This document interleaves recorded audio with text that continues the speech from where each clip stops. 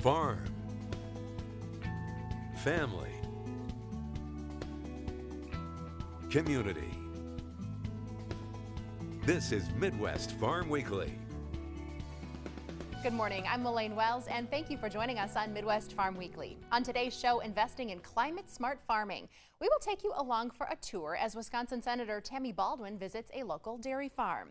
Plus, you might want to look into the hobby of growing giant pumpkins. We will find out how a Midwest man claimed a $50,000 prize.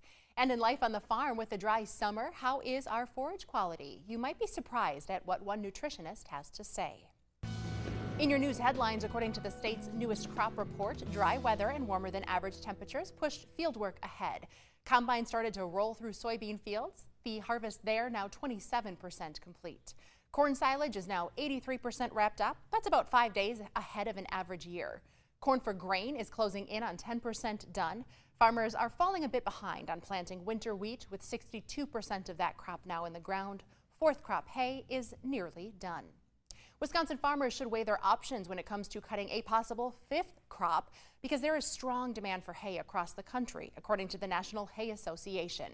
However, with temperatures starting to fall, farms do run the risk of damaging their crop if they cut too close to a freeze. Prices vary dramatically by region and growing conditions. You know, every other year I can say yes. I can say there's parts of the country that had too much rain. There's parts of the country that had too little rain. Interestingly enough, this year, pretty much across the board, everyone has experienced very variable rainfalls. In the spring, we had places that were very wet, so our first cuttings were not very successful. Those same places right now, like the hay that you see here, they're doing fourth and fifth cuttings, and it's good hay. The quantity's not real high, but now we're in a time where the drought is, and we're still able to make hay. You're going to see prices that are going to be increased, we think, as hay gets more difficult to get, January, February. And then you face the transportation issues with that, so transportation costs are raising too. But we think we will have good hay to supply the country this year until the next growing season. And we're hoping for some rain and snow over the winter. Sue says farmers may need to be flexible on what kind of hay they purchase. For example, hobby farmers who typically use small bales may need to unwrap and divide some large round bales instead. The cost of purchasing a turkey could be lower this Thanksgiving. It's thanks to a drop in avian influenza cases and a recovery of the turkey population in the U.S. American Farm Bureau Federation economists say consumers should expect to pay around 22% less than this same time last year. Egg production also saw a year-to-year increase, with 9.38 billion eggs produced in September. It's 2% increase over the same time last year. Democrats and Republicans are working together to block foreign adversaries from buying U.S. farmland. This comes as lawmakers are growing increasingly worried about food security. Foreign investors, foreign entities, or American companies with foreign shareholders own just over 3% of private farmland in the United States. Much of the concern centers around the nearly 400,000 acres of U.S. farmland that is currently owned by China, Russia, Iran, and North Korea. Lawmakers want to know exactly what these countries are doing on the properties. We've seen them steal intellectual property, manipulate currencies, just do about anything out there that would not be in the category of a handshake business partner. There are several bills circulating in response to these concerns. Some of that legislation would actually prohibit specific countries from owning or leasing U.S. farmland. U.S. Senator Tammy Baldwin and climate leaders highlighted federal investments in climate-smart agriculture at Wisconsin's Brickstead Dairy. The Greenleaf Farm is run by the fifth generation of the Brick family. Senator Baldwin says the Inflation Reduction Act gives farmers assistance to deal with drought, extreme heat, and longer seasons. The legislation sets aside more than $20 billion for climate-smart ag practices. That is an enormous investment in fighting climate change, and part of that investment is an investment in climate-smart agriculture. $19.5 billion in total dedicated towards this. Much of it will unfold within the Department of Agriculture. by upping our investment in several programs, including conservation programs, renewable energy programs, and trying to spread the word about climate smart practices like you've seen on this farm. The no-till ethic and the cover crops are huge factors in protecting our soils, being able to weather both drought and flood, and to sequester carbon in the soil. It's really exciting to see a farm where, again, fifth generation farm, where these practices have been a part of their ethic for a long time. But spreading the word and making sure that others have the opportunity to adopt these practices is important.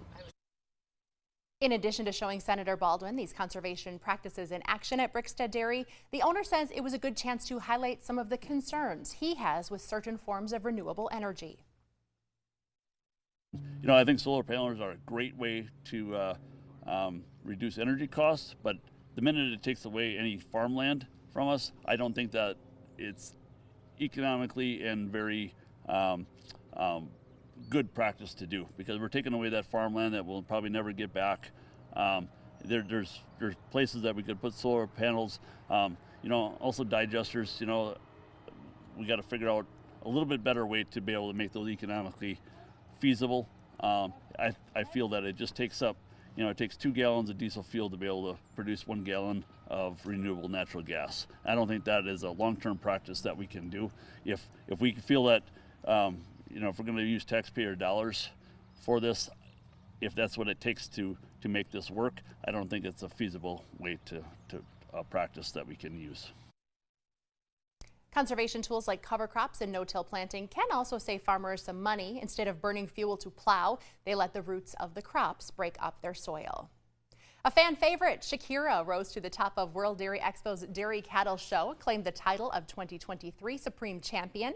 Her winning streak began in 2021 when she was named Grand Champion of the International Holstein Show and Supreme Champion at World Dairy Expo. Shakira is owned by a group from Quebec. At World Dairy Expo, I had the chance to catch up with Shelley Meyer, who's the Executive Director of Professional Dairy Producers. She says that farmers, of course, are facing challenges in the months ahead, but they continue to be proud of their work. When I wake up every day, the most satisfying thing to me is to know that I am a part of a profession that matters. And to think about the child that gets a good carton of milk or a good glass of milk at school, and the family that comes together that celebrates their family time together with a hamburger or a good steak. That's what we do. We feed people. This has been a year that's had some challenges. We've had areas that have had not enough rain, a drought, so their crops were a little bit iffy, though many are thinking that they're surprised with the yields that they're getting, a nice surprise. Others have had too much rain, and that all goes with farming, and it seems like farmers are always, we're not happy with the weather, but we're so dependent on Mother Nature. The other thing that we're, like all consumers, dealing with, and that is energy costs and everything as far as inflation has just taken a massive run.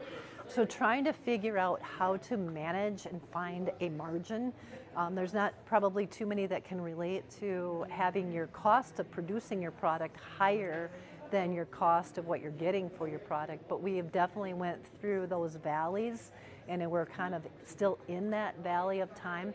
So dairy farmers are getting to be pretty crafty at knowing that when the price is up, we better be able to get caught up with things and to invest wisely in the things that are going to drive our business, smart capital investments. And when times are really lean, we really hate the terminology of tightening the belt, because we feel like it's pretty doggone tight, but being innovative and trying to figure out how we can make more out of less. Still to come on Midwest Farm Weekly, a new hands-on exhibit takes kids from farm to table.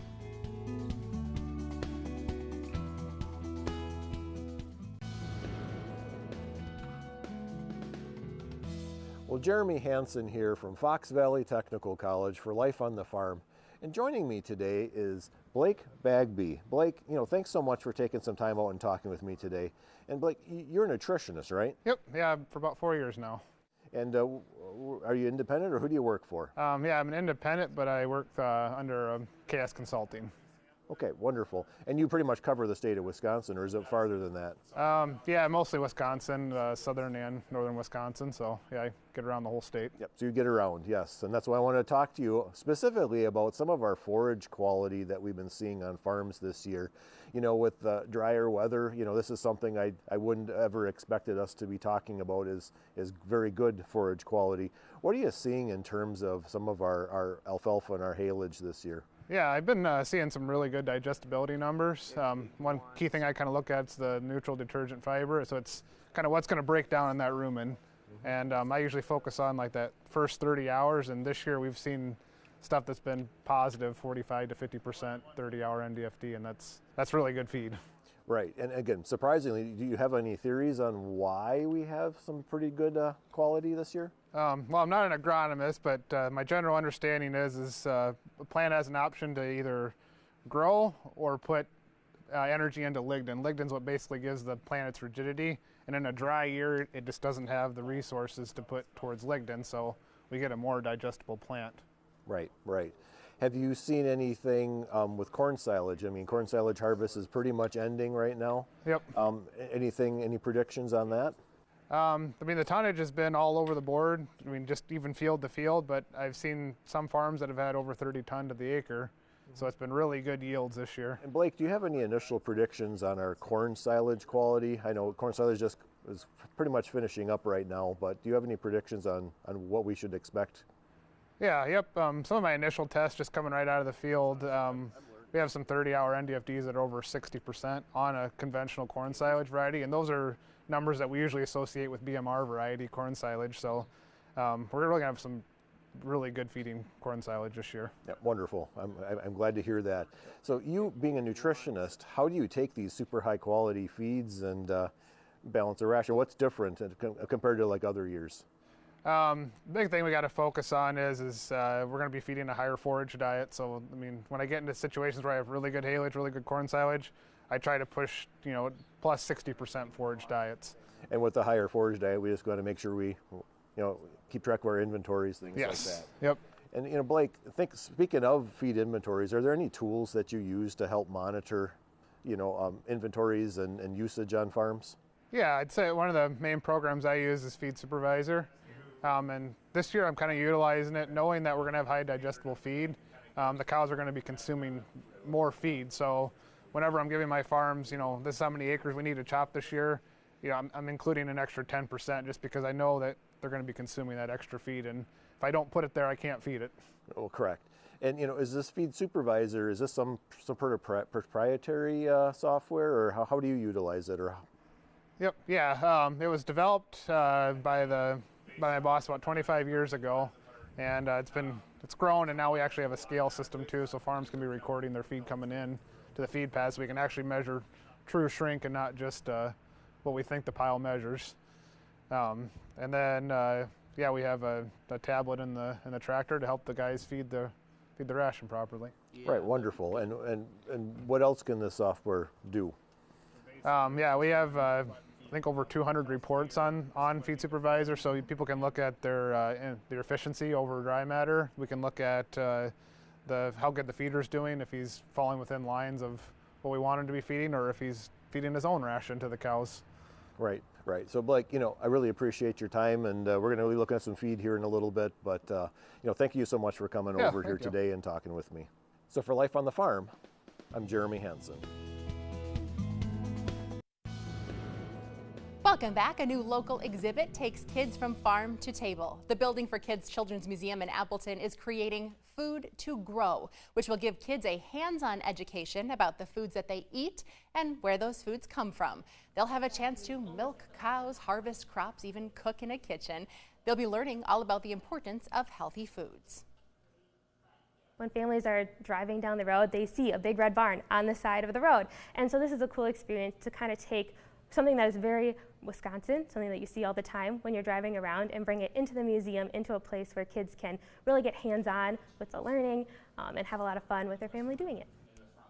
The Building for Kids will also be hosting some cooking workshops with ideas for make-at-home meals. Agriculture Secretary Tom Vilsack unveiled 2 new grant opportunities to invest in nutritious school meals. In recent years, schools have faced challenges obtaining healthy foods consistently, efficiently, and effectively. This initiative will support schools with school meal procurement, including the development of tools and training. October also happens to be National Farm to School Month, and we are in the application window for the next round of USDA Farm to School grants, which support local child nutrition programs and help them serve more fresh and local foods. A repeat champion pumpkin farmer from Minnesota has set a new world record with his massive entry at the World Championship Pumpkin Weigh-Off. This year's top gourd tipped the scales at 2,700 pounds. He drove all the way to California from Anoka, Minnesota to compete. The winner receives $9 per pound, so this year that is a nearly $25,000 prize, and he gets an additional $30 grand for setting a new world record. As cities grow and wild spaces are turned into neighborhoods, parks, animals that typically spread seeds are disappearing. An industrial design student in London has created some sneakers to help rewild nature while you're on a run, walk, or hike. CBS's Ian Lee reports. A walk in the woods may be all it takes to start restoring nature. Kiki Grammatopoulos designed some fancy footwear to get on the right path.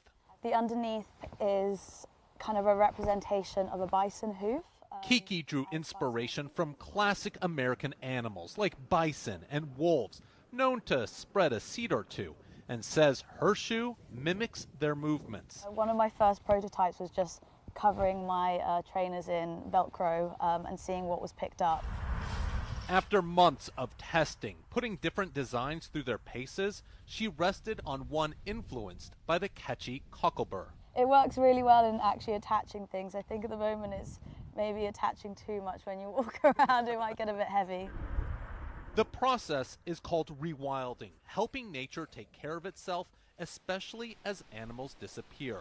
Yeah, we can't bring bison in to London. So Kiki imagines herds of humans spreading her idea. It looks very futuristic. It's kind of cool. Josie Klafkowska says if the spiky sneakers ever come to market, she'd wear them. I mean, I can see there are a few bits caught on here already. Kiki hopes her shoes catch on too. If it means it's going to help the environment, then hopefully I get more people running. Encouraging them to go the extra mile, not for themselves, but for Mother Nature. Ian Lee, CBS News, London.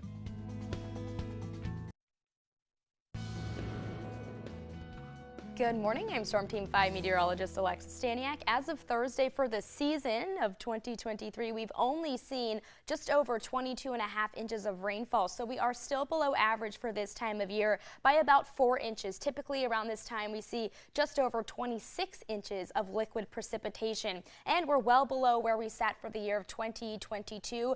By this time last year we saw 27 and just over 3/4 of an inch. We're still very dry. This drought monitor is as of October 1st, updates every Friday, so we don't have the numbers of the soaking rainfall that we just saw yesterday, but as of last Friday, we are about 3.5 inches below where we should be for the month of October for precipitation. So we are very dry, still sitting in this moderate to severe drought. The further south and west you go, all the way into Iowa, still an extreme and even in some places an exceptional drought. But rain will continue to come through. Typically for this month of October, we see roughly 2.67 inches of liquid precipitation. This is the first month of the year where we could even see snowfall. We normally see about a trace up to almost 1/2 of an inch of snow come through. Our average high temperature for the month of October is 58 degrees, and our average low temperature is 39.5 degrees. We still have the chance for more rain to come through within the next week and a half or so. We're looking at just over 1/4 of an inch to build in.